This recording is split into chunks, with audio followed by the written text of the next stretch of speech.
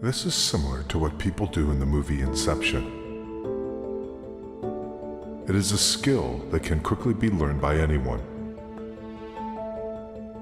Some of the world's greatest talents, though experts and highly accredited for what they produce, have been inspired by the products of their ability to control their dreams.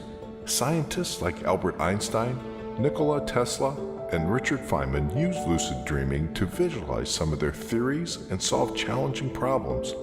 In 1965, Paul McCartney composed the entire melody for his hit acoustic song Yesterday in a Dream. Responsible for smash hits like The Terminator, True Lies, and Titanic, James Cameron has cited that the idea of the movie Avatar came from one of his lucid dreams. Since the movie Inception, Leonardo DiCaprio became one of the most famous celebrities associated with lucid dreaming, and not just because of the character he played. He has since said that even before the movie, he was a lucid dreamer. Lucid dreaming allows you to get profound insights into your own psychology.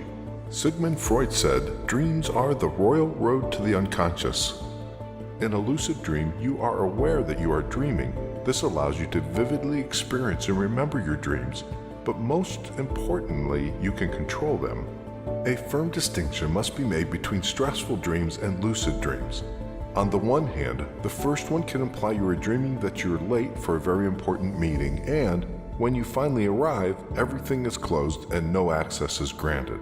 A lucid dream, on the other hand, can feel incredibly real and may have the same effects on you as if it actually happened. Basically, you are aware of dreaming in the moment, and sometimes you can also take action in such dreams and direct them as a genuine screenwriter. There are two main aspects of the brain that are held responsible for such lucid dreaming states. Our higher cognitive abilities are controlled by the frontotemporal cortex. During normal dreams, even those stressful ones, it is inhibited. Lucid dreaming changes the brain in the terms of requiring it to take part in a higher level of activity. There is an increase in gamma waves, which represents the frequency of a normal brain activity. When lucid dreaming takes place, these gamma waves are synchronized with other neurons that work on a frequency of conscious awareness and executive functions. Some of them are the voluntary actions and decision-making. Numerous scientists have shown their interest in figuring out how we, by ourselves, can determine the brain to enter into such lucid dreaming states. The reason behind this desire is that we can better understand how consciousness works and how it is formed. Also, there are several practical uses that can greatly help in many situations.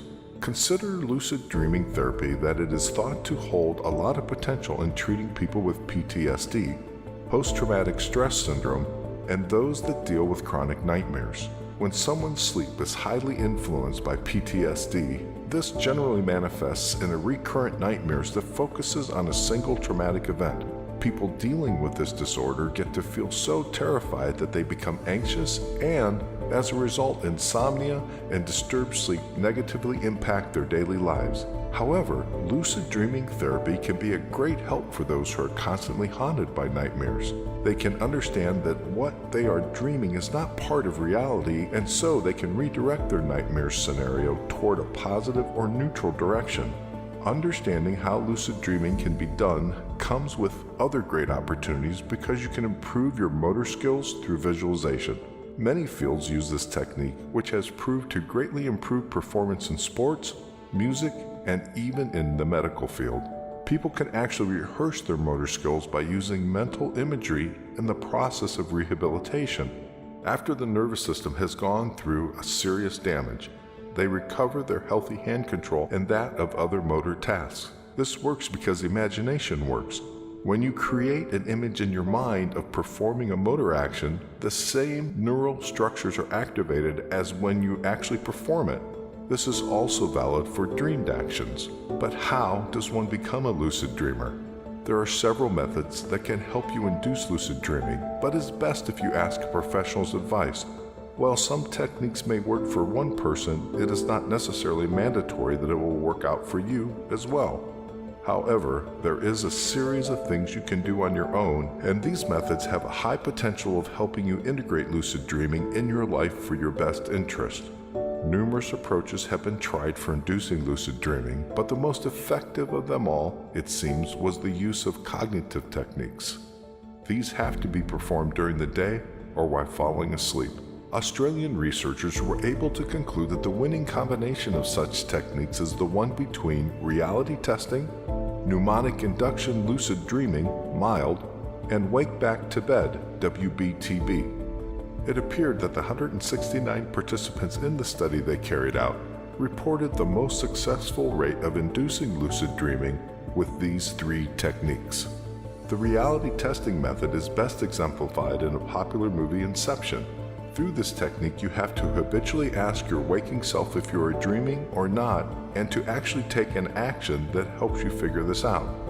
In the movie, we can notice a reference to this method that has a spinning top. Normally, this would eventually stop rotating, but it goes on in a continuous flow when dreaming. If you feel that this spinning top is not the best option for you, you can always try to breathe while holding your nose. As you repeatedly check yourself during the day, you are more likely to perform the same testing while you're dreaming. This will result in you becoming a lucid dreamer in a world where you can even inhale and exhale through your blocked nostrils. The mild, mnemonic induction lucid dream technique represents a process through which you are asked to rehearse a dream and visualize that it turns into a lucid state.